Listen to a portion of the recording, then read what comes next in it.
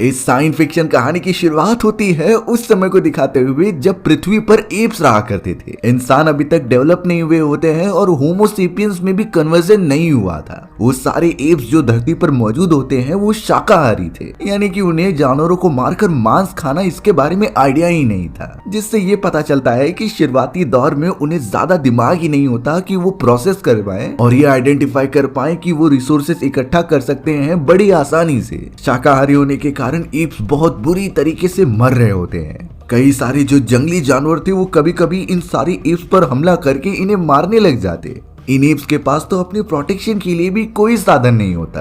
और तो और कुछ अलग ग्रुप के एप्स भी कमजोर एप्स के ग्रुप पर हमला करके उन्हें चोट पहुंचाते। उनके पास जितना भी पानी के रिसोर्सेस होते हैं वो बिल्कुल भी सफिशिएंट नहीं थे इतने सारे एप्स के लिए। हमें तो एक बहुत ही कमजोर ग्रुप वाले एप्स को दिखाया जाता है जिसे कि खदेड़ दिया गया था उनके इलाके से। वो सभी जाकर चट्टानी वाले इलाकों के नीचे रहने लगे थे। अब वो सभी कमजोर ग्रुप वाले एप्स उसी जगह पर अपनी रात गुजारते हैं। लेकिन जब वो सुबह उठ रहे थे तो उन्हें बाहर बहुत अजीब तरीके का स्ट्रक्चर दिखाई दिया। ये एक ब्लैक कलर का अननोन गेट होता है जो वहां पर खड़ा था। अब वो सारे कमजोर ग्रुप वाले एप्स को इस बारे में बिल्कुल नहीं पता था, इसीलिए वो सभी जाकर बड़ी क्यूरियोसिटी से उसे देखने लगे। वो तो उसे टच करके भी फील करते हैं कि आखिर ये ब्लैक गेट है क्या। वो सारे एप्स थे इसीलिए उन्हें कुछ एनर्जी महसूस हो रही थी उस गेट के अंदर से। वो सारे एप्स उस गेट के चारों तरफ बैठ गए, जैसे लग रहा था कि ये उनकी पूजा कर रहे हो। हमें तो अब एक एप दिखाया जाता है जो जानवरों की हड्डी के पास आकर कुछ तो कर रहा था। थोड़ी देर में वो एक हड्डी उठाकर बार बार उन्हीं हड्डियों पर मारने लगता है, जिससे कि उस एप को आइडिया आया कि वो जानवर की हड्डी से एक हथियार बना सकता है। और अब उन सारे एप्स को इसी मोमेंट से रियलाइज हो चुका था कि वो इसका वेपन की तरह यूज कर सकते हैं। यहाँ पर एक सच्चाई रिवील हुई कि वो जो ब्लैक गेट था वो अजीब तरीके की एडवांसमेंट कर रहा था इन एप्स की दुनिया में, यानी वो एक तरीके से इन एप्स की दिमागी क्षमता बढ़ा रहा है।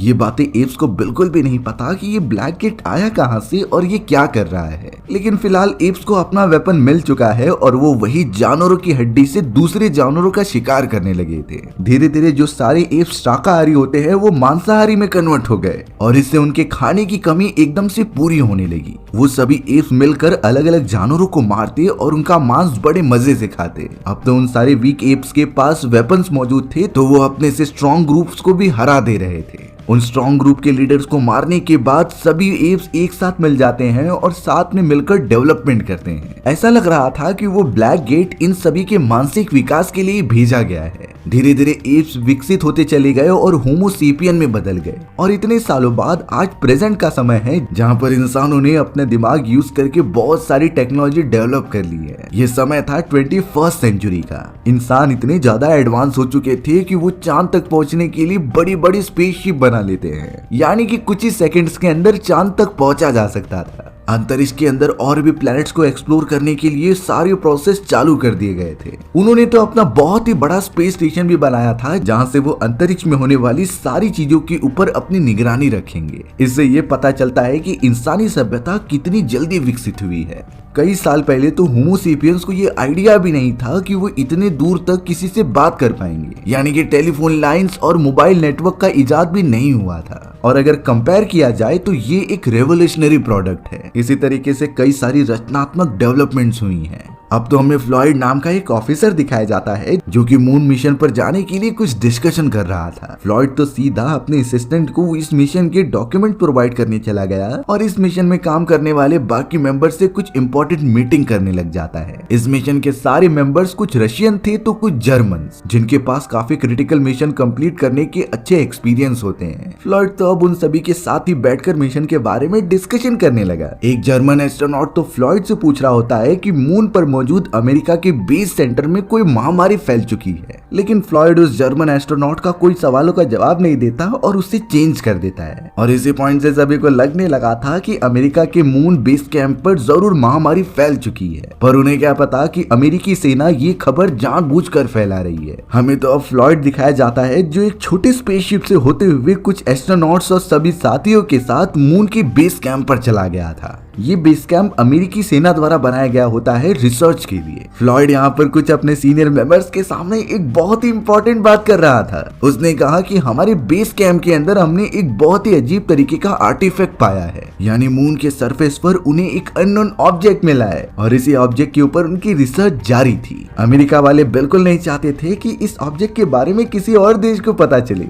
इसीलिए उन्होंने ये बहाना बना दिया कि अमेरिकी बेस कैंप पर महामारी फैल चुकी है, जिससे सभी लोगों का ध्यान यहाँ पर आकर्षित न हो। हमें तो मून के ऊपर उस अजीब तरीके के आर्टिफैक्ट को दिखाया गया, जिससे कि ये पता चलता है कि ये आर्टिफैक्ट वही ब्लैक डोर है जो कई 100 साल पहले उन एप्स को मिला था। यानी कि ये दूसरा ब्लैक डोर है जो किसी अनजान रीजन से मून पर आ चुका है। इसकी इन्वेस्टिगेशन करना और इसके बारे में पता करना इंसानों की फितरत थी, इसीलिए फ्लॉयड कई सारे एस्ट्रोनॉट साथियों के साथ उस ब्लैक डोर के पास आकर कुछ रिसर्च करने लगता है। अमेरिका वाले पूरा क्रेडिट खुद ही लेना चाहते थे, इसीलिए इस बारे में किसी को नहीं पता चलने दिया। सभी एस्ट्रोनॉट्स जब उस डोर को टच करके देखते हैं तो कुछ हो नहीं रहा था। तभी वो सभी उस आर्टिफैक्ट के साथ एक पिक्चर लेने के लिए आगे बढ़े, पर अब अचानक वहां सूर्य की सोलर रेडिएशन फैलने लगती हैं, जिससे उस डोर में से कुछ आवाजें आने लगी। ये आवाजें किसी सिग्नल जैसी होती हैं जो बहुत ही ज्यादा तेज थी। सारे एस्ट्रोनॉट्स को वो सिग्नल एकदम से डिस्टर्ब कर दे रहा था और उनका दिमाग बहुत ही ज्यादा दर्द देने लगा। बाकी सारे एस्ट्रोनॉट जब सिस्टम पर नोटिस करते हैं तो उन्हें पता चला कि ये ब्लैक डोर के सिग्नल्स तो जुपिटर की तरफ जा रहे हैं। यानी जुपिटर की तरफ जो सिग्नल्स गए हैं उसे आइडेंटिफाई करने पर ये पता चल सकता है कि ये ब्लैक डोर किससे बना है और क्या करता है। फ्लॉयड ने तो अपने सीनियर से बात करके एक मिशन जारी कर दिया। उनके हिसाब से इन सिग्नल्स को पता करने पर वो इसकी ओरिजिन के बारे में भी पता कर सकते हैं, इसीलिए एक मिशन जुपिटर की तरफ भेजा जाएगा, जिससे कि सिग्नल को फॉलो करते हुए वो उस जगह पर पहुंच जाए जिससे कि ये ब्लैक डोर कम्युनिकेट कर रहा है।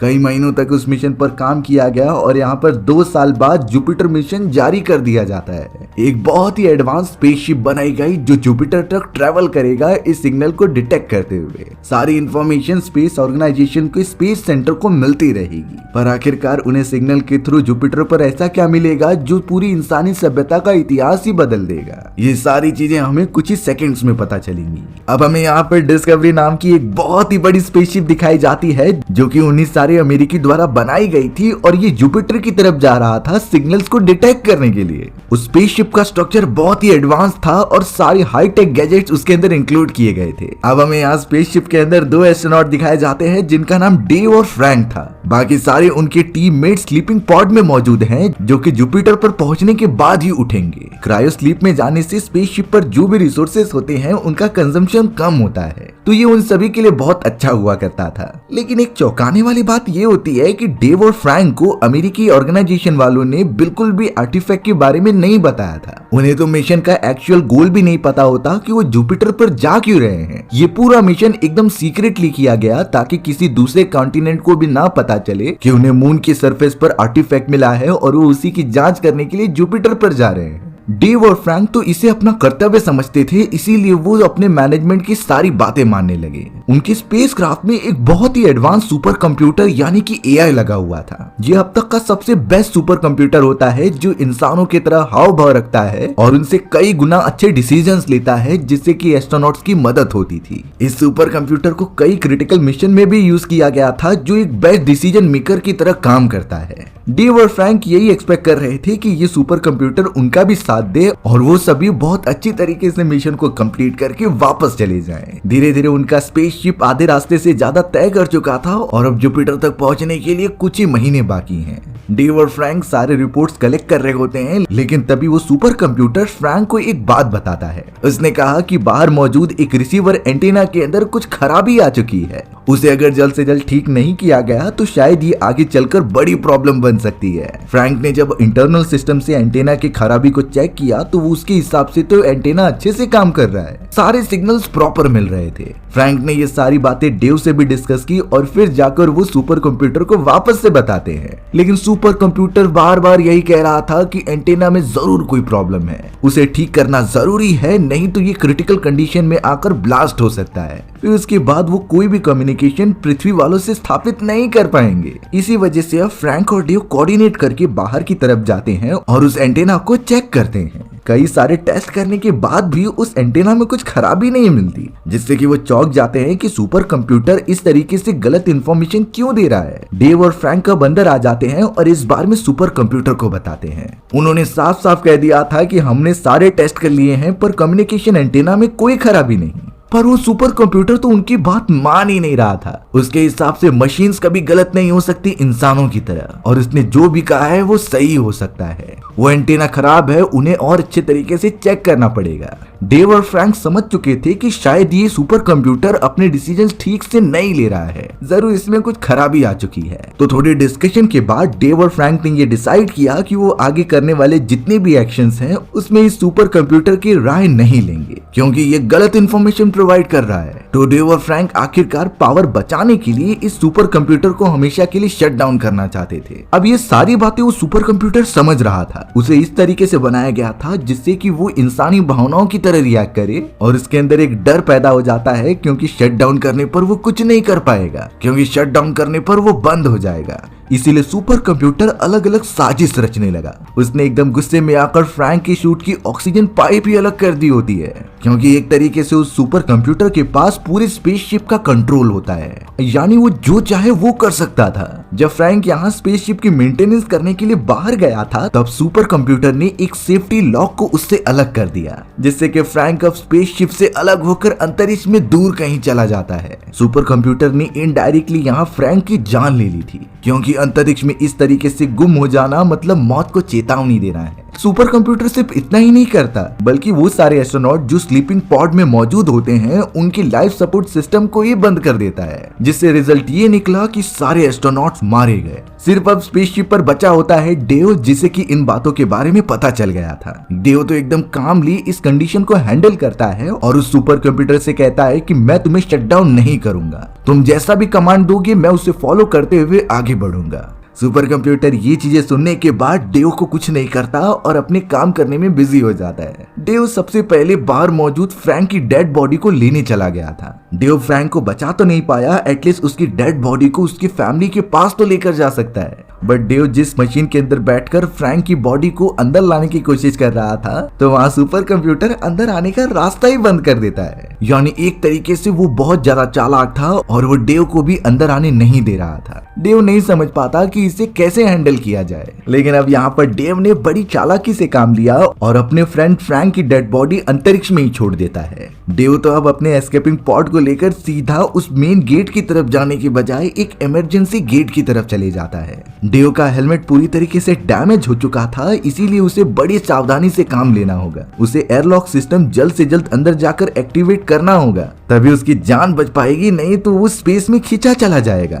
डेव अपने एस्केपिंग पॉड को धीरे धीरे स्पेसशिप के करीब लेकर आता है और एकदम जंप लगा देता है। अच्छी बात ये थी कि उसने एकदम टाइम पर एयरलॉक सिस्टम को ऑन कर दिया, जिससे कि वो एकदम सेफली वहां पर पहुंच जाता है। डेव ने वहां पर अपना एक एक्स्ट्रा हेलमेट पहना और सीधा वहां से चला गया सर्किट के अंदर, जो कि सुपर कंप्यूटर की मेमोरी डिवाइसेस होते हैं। डेव अपने इतने सारे क्रू मेंबर्स की मौत का बदला लेना चाहता था सुपर कंप्यूटर को शट डाउन करके, और इसीलिए उसने सारे मेमोरीज को निकालना स्टार्ट कर दिया। सुपर कंप्यूटर को थोड़े समय में पता चल जाता है कि वो धीरे धीरे शट डाउन हो रहा है, और अगर सारी मेमोरी डिवाइसेस निकाल दिए गए तो वो कुछ कर नहीं पाएगा और उसका स्पेसशिप से एक्सेस पूरी तरीके से खत्म हो जाएगा। इंसानी इमोशन होने के कारण तो अब सुपर कंप्यूटर डेव से मिन्नतें करने लगा और माफी मांगने लगा, पर डेव उसकी एक नहीं सुनता और सारे मेमोरी डिवाइसेस को निकालने लगता है। सुपर कंप्यूटर बहुत ही ज्यादा कमजोर पड़ गया था, लेकिन उसी मोमेंट पर फ्लॉयड की एक वीडियो चलती है। उस वीडियो में फ्लॉयड कुछ बता रहा था, जिसे देखने के लिए डेव तुरंत ही चला गया। फ्लॉयड ने तो वहां पर असली रीजन बताया कि इस मिशन के अंदर आखिरकार क्या करने के लिए गए हैं। डेव जब सुन रहा था तो फ्लॉयड ने साफ कह दिया कि कुछ साल पहले हमें एक अजीब तरीके का आर्टिफैक्ट मिला था। यह आर्टिफैक्ट मून की सरफेस पर होता है, जो किसी ब्लैक डोर जैसा दिखाई दे रहा था। वैज्ञानिकों की रिसर्च के अकॉर्डिंग उनका मानना था कि यह आर्टिफैक्ट कई हजार साल पुराना है, लेकिन इसके पीछे किस एडवांस सिविलाइजेशन का हाथ है और इसकी ओरिजिन कैसे हुई, यही पता करने के लिए जुपिटर मिशन को स्थापित किया गया।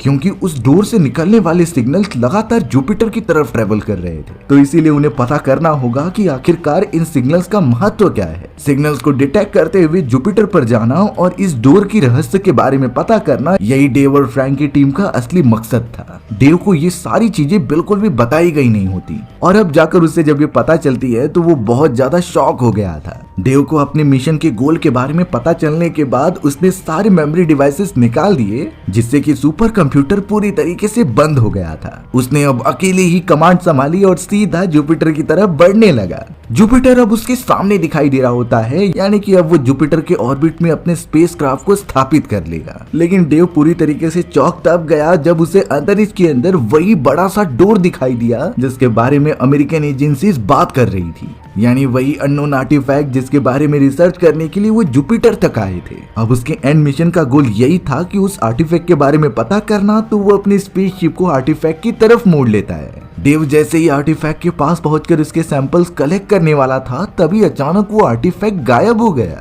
ऐसा लग रहा था कि एडवांस सिविलाइजेशन वाले खुद को दिखाना नहीं चाहते, क्योंकि देखने से साफ पता चलता है कि ऐसी अननोन चीजें जो इस तरीके की टेक्नोलॉजी यूज करके अंतरिक्ष में यहाँ से वहां जा सकती है, वो इंसानी सभ्यता से कितना एडवांस होगी। डेव को समझ नहीं पाता और अगले मोमेंट में उसकी स्पेसशिप बहुत ही तेजी से खींची चली जाती है। वो स्पेसशिप बहुत कम समय के अंदर अलग डायमेंशन में ट्रेवल करने लगी थी। वहाँ की ग्रेविटी, टाइमिंग और रूल्स एकदम से अलग होते हैं इंसानी दुनिया से।